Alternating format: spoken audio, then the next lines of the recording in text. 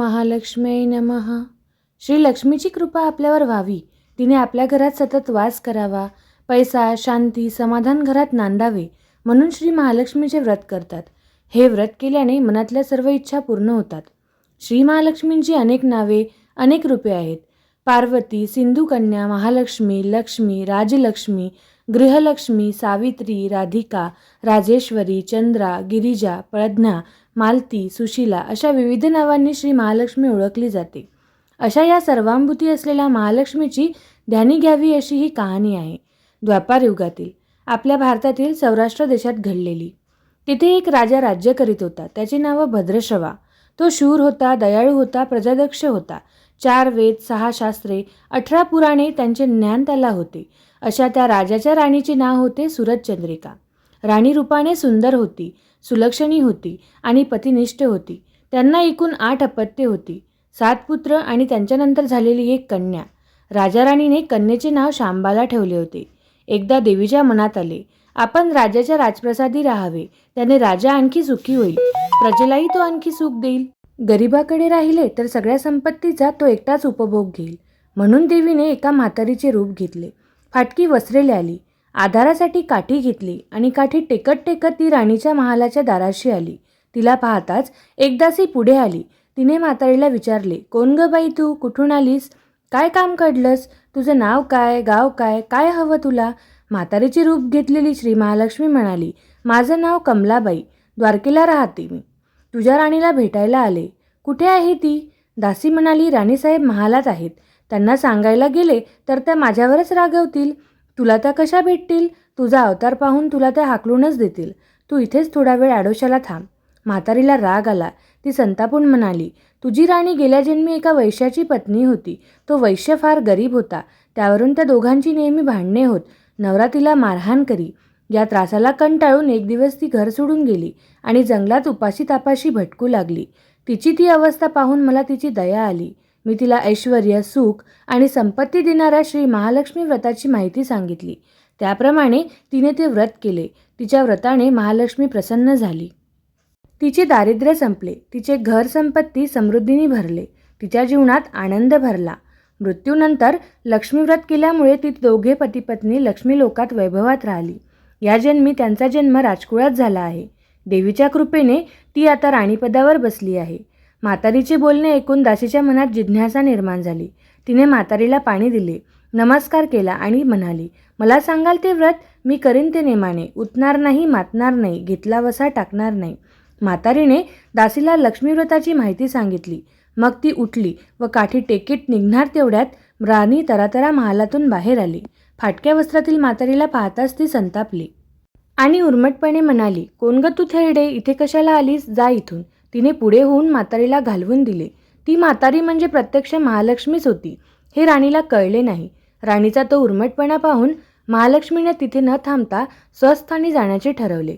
राणीचा महाल सोडून म्हातारी निघणार तोच एक मुलगी लगबगीने बाहेर आली. ती मुलगी होती राजकन्या शांबाला. तिने येऊन म्हातारीला नमस्कार केला आणि कळवळून म्हणाली, आजी रागवू नका, माझी आई चुकली, तिच्यासाठी मला क्षमा करा, मी तुमच्या पाया पडते. राजकन्याचे ते बोलणे ऐकून महालक्ष्मीला तिची दया आली. तिने शांबालाला लक्ष्मी व्रताची माहिती सांगितली. तो दिवस मार्गशीर्ष महिन्यातला पहिला गुरुवार होता. पुढे त्या दासीने लक्ष्मी व्रत केले. तिची स्थिती सुधारली. दासी पण सोडून ती संसार सुखाने करू लागली.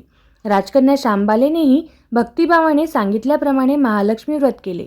सगळे नियमधर्म पाळून दर गुरुवारी तिने ते व्रत केले. शेवटच्या गुरुवारी उद्यापन केले. लवकरच शांबालाचा विवाह सिद्धेश्वर नावाच्या राजाच्या मालधर नावाच्या राजपुत्राशी झाला. तिला राजवैभव मिळाले. लक्ष्मी व्रताच्या प्रभावाने तिचा संसार सुखासमाधानाचा चालू लागला. पण इकडे भद्रश्रवा आणि राणी चंद्रिका यांना हळूहळू वाईट दिवस दिसायला लागले. त्यांचे राज्य गेले. त्यांचे सगळे वैभव, ऐश्वर्य लयाला गेले. चंद्रिका राणी होती, ती स्थिती आता बदलली. अन्न पाण्यालाही ती महाग झाली. भद्रश्रवाला फार वाईट वाटे, पण तो तरी काय करणार. एक एक दिवस चिंतेने उगवत होता, तसाच मावळत होता. एक दिवस भद्रश्रवाला वाटले मुलीकडे जावे, तिला पाहावे आणि 4-8 दिवस तिच्याकडे राहावे. त्याप्रमाणे तो जावयाच्या राज्यात आला. चालून चालून तो खूप दमला होता, म्हणून थोड्या वेळ विश्रांती घेण्यासाठी तो एका नदीच्या काठी बसला. राणीची दासी नदीवर येत होती. तिने भद्रश्रवाला ओळखले.